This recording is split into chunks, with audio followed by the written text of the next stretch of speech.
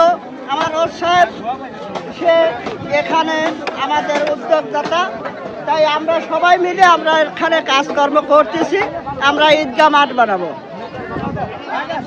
আচ্ছা, খাবার দাবার কি ব্যবস্থা আছে? খাবার দাবারে আমরা সবাই মিলে চাউল তুলতেছি। আজ সবে বরাত, সেই উপলক্ষে চাউলও তোলা হয়েছে। তারপরে আমাদের রোজ সাহেব মাংস দিছে, চাউল দিছে। আমরা সবাই মিলে খিচুড়ি রান্নারও ব্যবস্থা আছে, কিছু খাওয়া দাওয়ার ব্যবস্থা আছে, খাওয়া দাওয়ার ব্যবস্থা আছে যারা পরিশ্রম করতেছে। যারা পরিশ্রম করতেছি আমরা। দর্শক বন্ধুরা শুনতে পাইলেন, এখানে যে জায়গাটা দেখতে পাচ্ছেন এইটাই কিন্তু সেই জায়গা যেখানে ঈদগাহ মাঠটা তৈরি করা হবে। একেবারেই মানে পুকুর, তার মাঝেই আর কি সবাই উদ্যোগে এটা কাজ চলতেছে। দেখতে পাচ্ছেন অলরেডি কাজ চলমান। এখানে বালু দিয়ে ভরাট করা হবে, যার প্রক্রিয়াধীন চলতেছে। যে এখানে বাঁশ ধরা হচ্ছে, প্রচুর গর্ত এখানে কিন্তু